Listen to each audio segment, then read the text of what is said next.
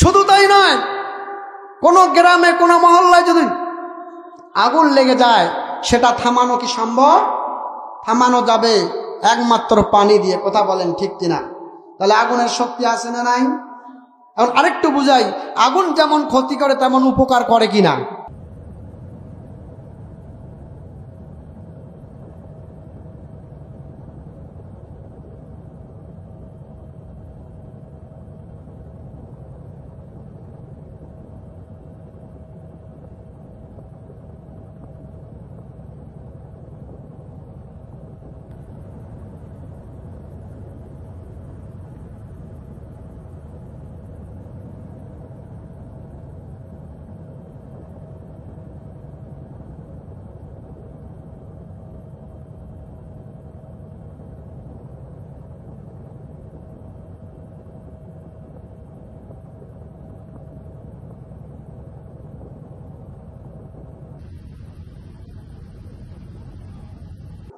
আগুন দিয়ে আমরা জ্বালানি ব্যবহার করি, অর্থাৎ আমরা কি করি? রান্না বান্না করি। এই রান্না বান্নার কাজে আগুনের দরকার আছে না নাই?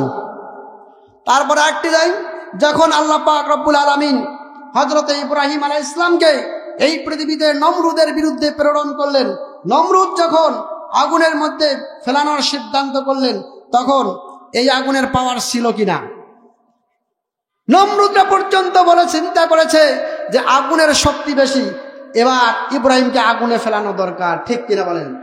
সম্মানিত হাজরিন, ইব্রাহিম আলাইহিস সালামের একটু ঘটনা বলি, তাহলে আপনারা ক্লিয়ার হয়ে যাবেন। নমরুদ যখন রাজপ্রাসাদ পরিচালনা করতেছেন, তখন উনি দেখতে পেলেন যে একদিন হঠাৎ করে তার রাজপ্রাসাদের সব গণকেরা, মন্ত্রীরা নীরব হয়ে আছে। তোমরা নীরবতা অর্জন করছো কেন? তারা কেউ ভয়ে কথা বলতেছে না। কিছুক্ষণ পর তারা বলল, হুজুর, আমরা ওই তারকারাজি দেখতে পেয়ে চিন্তা করে ফেললাম, গবেষণা করলাম, এই পৃথিবীতে এমন একজন মহামানব আসবে, ওই মহামানবের মাধ্যমে আপনার সিংহাসন ধ্বংস হয়ে যাবে। বলে আল্লাহু আকবার। ফেরেশতারা আবার প্রশ্ন শুরু করলেন, রব্বুল আলামিন, হাল মিন খালকিকা শাইউন আশাদ্দু মিনাল হাদিদ, আপনার এই লোহার চাইতে কি কোনো শক্তিশালী আপনার সৃষ্টি আছে নাকি? আল্লাহ রাব্বুল আলামিন বললেন, নাম, হা আছে। এবার বললেন, সেটা আবার কি একটু বলে দাও। এবার আল্লাহ রাব্বুল আলামিন বললেন, আন্নার। আল্লাহু আকবার। আন্নার মানে হচ্ছে আগুন। নার মানে কি বলেন তো? এই আগুনের ভিতরে লোহাকে দিয়ে যদি জ্বালানো হয়, এই লোহা কি ঠিক থাকবে? প্রথমে লাল টকটকা হবে, তারপরে গলতে গলতে পানি হয়ে যাবে। কথা বলেন ঠিক কিনা? নমরুদের কি আর মাথা ঠিক থাকে? কথা বলেন। মাথাটা গরম হয়ে গেল, আর বলল, কতদিন পর আসবে? তারা বলল, 3 দিন 3 রাতের ভিতরে ওই মহামানব এই পৃথিবীতে একজন পিতার ওরস থেকে মায়ের গর্ভে চলে আসবে। চিৎকার দিয়ে বলে আল্লাহু আকবার। নমরুদ এবার আইন জারি করলো, 3 দিন 3 রাত কোন পুরুষ কোন মহিলার সঙ্গে থাকতে পারবে না। আইন জারি হয়ে গেল। আল্লাহর কি কাম, ওই দিন রাতেই আজর, নাম শুনেছেন? ইব্রাহিম আলাইহিস সালামের পিতার নাম হলো আজর। কি নাম বললাম? আজরের কাজ হলো নমরুদের মাথার সামনে দাঁড়িয়ে এক হাতে প্রদীপ আর এক হাতে তরবারি দাঁড়িয়ে থাকে। ঠিক ওই রাত্রিতে আল্লাহ রাব্বুল আলামিন আজরের জৈবিক চাহিদা বাড়াই দিলেন, এবং ওনার স্ত্রী জৈবিক চাহিদা বাড়ানোর কারণে রাতের গভীর অন্ধকারে তার কামরায় এসে জৈবিক চাহিদা মিটিয়ে চলে গেলেন। চিৎকার দিয়ে বলে আল্লাহু আকবার।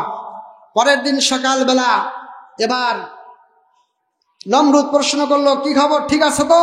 তারা মাথা নত করে বলল, হুজুর, ঘটনা খারাপ। কি? যে ওই মহামানব তো চলেই আসছে। সুবহানাল্লাহ। এবার নমরুদ সিদ্ধান্ত নিল, আর ঠিক থাকা যাবে না। আজকে থেকে 1 বছরের মধ্যে যতগুলো ছেলে সন্তান জন্মগ্রহণ করবে সেগুলোকে হত্যা করে ফেলে দাও। বলে নাউজুবিল্লাহ। তাফসীরের মধ্যে আসছে 90,000 ছেলে সন্তানকে নমরুদ এই পৃথিবী থেকে বিনা কারণে বিদায় করে দিয়েছে। চিৎকার দিয়া বলে নাউজুবিল্লাহ। তারপরে কি নমরুদ ঠেকাতে পেরেছে? কথা বলেন, ঠেকাতে পেরেছে? পারে নাই।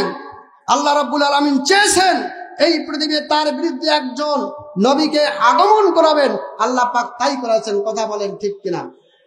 হযরত ইব্রাহিম আলাইহিস সালামের মা চিন্তায় পড়ে গেলেন। প্রায় 9টি মাস গত হয়ে গেল, আর তো কিছুদিনের মধ্যেই ইব্রাহিম নামে একটা ছেলে আসবে, ইব্রাহিম ডাকতে হবে। আল্লাহর পক্ষ থেকে একটা এলান চলে আসলো তার মায়ের কাছে, আর বলল, তোমার যে সন্তানটা হবে তার নাম রেখে দিও ইব্রাহিম। তুমি এখন গর্তের মধ্যে চলে যাও পাহাড়ি এলাকায়, সেখানে তোমার প্রসব হবে, কেউ দেখতে পারবে না। ইব্রাহিমের মা সেখানে চলে গেল। সংক্ষিপ্তভাবে বলতেছি এই ঘটনাটাকে, আয়াতটাকে আমি বোঝানোর জন্য। সম্মানিত হাজরিন, প্রসব হয়ে গেল। ইব্রাহিম চিন্তায় পড়ে গেলেন। এই কঠিন বন জঙ্গলে পাহাড়ি এলাকায় ছোট ছেলেকে কেমনে বাড়িতে রেখে যাব, কি যে হবে। কিন্তু আল্লাহর পক্ষ থেকে এলাম এসে গেল, ইব্রাহিমের মা চিন্তার কোনো কারণ নাই। ফালা খাউফুন আলাইহিম ওয়ালা হুম ইয়াহজানুন।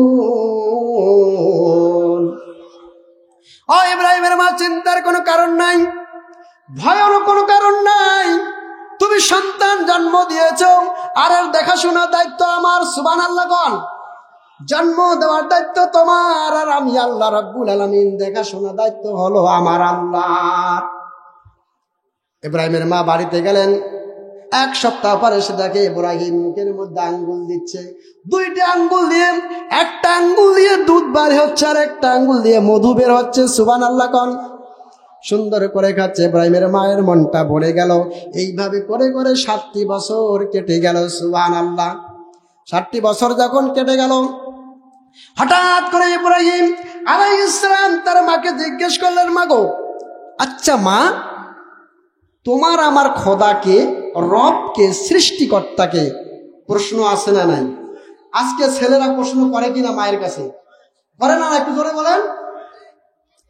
তার মা বলছে, তোমার রব, আমার রব হলো তোমার বাবা। বলি নাউজুবিল্লাহ। আচ্ছা বুঝলাম, আমার বাবার রবটাকে? তার মা বলছে, ও যে আকাশে তারাকারাজি এগুলো। আচ্ছা বুঝলাম, এই তারাকারাজির রবকে? তার মা লাজবাব হয়ে চলে গেল। চিৎকার দিয়ে বলে আল্লাহু আকবার। ইব্রাহিম আলাইহিস সালাম এইবার সন্ধ্যা যখন ঘনিয়ে আসলো,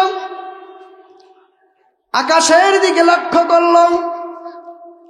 আকাশের দিকে লক্ষ্য করে তিনি যে কথাগুলো বললেন, আল্লাহ রাব্বুল আলামিন কোরআনুল কারীমের মধ্যে সবগুলো জানাই দিলেন। বলে সুবহানাল্লাহ। উনি বললেন, ফালাম্মা জান্না আলাইহিল লাইলু রাআ কাওকাবা। ইব্রাহিম ইসলাম বলছে, রাতের অন্ধকার যখন চলে আসলো, তখন উনি একটা তারকা দেখতে পেল। কি দেখলো? দেখে বলল, ক্বালা হাযা রাব্বি, এটাই মনে হয় আমার রব হতে পারে, যেহেতু আমার মা বলেছে। এইভাবে চিন্তা করতে করতে যখন তারকা রাজিটি কি হয়ে গেল, আফালা, নিবৃত হয়ে গেল। ক্বালা, তখন তিনি বললেন, লা উহিব্বুল আফিলিন, এটা আমার রব হতে পারে যেটা ডুবে যায়, অদৃশ্য হয়ে যায়, দেখা যায় না, সেটা আমার রব হতে পারে। এই চিন্তা করতে করতে আবার যখন তিনি আকাশের দিকে তাকান, তখন তিনি আবার কি দেখলেন, ফালাম্মা রাআল কামারা বাজিগান। চিৎকার দিয়ে বলে আল্লাহু আকবার। উনি এবার একটা নক্ষত্র দেখলেন। তার কাজ চলে গেল, নক্ষত্র চলে আসলো। নক্ষত্র দেখে তিনি বললেন, ক্বালা হাযা রাব্বি, এটাই মনে হয় আমার রব হতে পারে। এই বলতে বলতে ফালাম্মা ফালা, অতবার এটাও ডুবে গেল। আল্লাহু আকবার কোন? এবার কলাম তিনি বললেন, লা ইল্লাম ইয়াহদি রাব্বি, আমার রব যদি আমাকে পথ না দেখান, তাহলে লা আকুনান্না মিনাল কওমিদ দাল্লিন, আমি তাহলে পা ধরাই হয়ে থাকবো। এখন কি করব চিন্তায় পাই না। এইভাবে চিন্তা করতে করতে রাত শেষ। কি শেষ? সকাল যখন হয়ে গেল, পূর্ব দিকে যখন দেখতে পেল একটা বিশাল সূর্য। উনি আবার চিন্তা করল, এটাও নিবৃত্তি হয়ে গেল, দেখা গেল না। তখন এবার তিনি বললেন, না না না, এটা আমার রব হতে পারে না, আমার রব কে যে হবে আমি নিজেও জানি না। তখন তিনি তার জাতিদেরকে লক্ষ্য করে বললেন, ক্বালা ইয়া কওমি ইন্নী বারিউম মিম্মা তুশরিকুন। আমার জাতিরা, তোমরা যাদেরকে রবের শরীক করছো, আমি তা হতে পুত পবিত্র, অতএব আমি সব ধান্দা বাদ দিলাম। আমি একমাত্র রবের বান্দা, সব কিছু আমার শেষ এখন ধান্দা। চিৎকার দেবে আল্লাহু আকবার।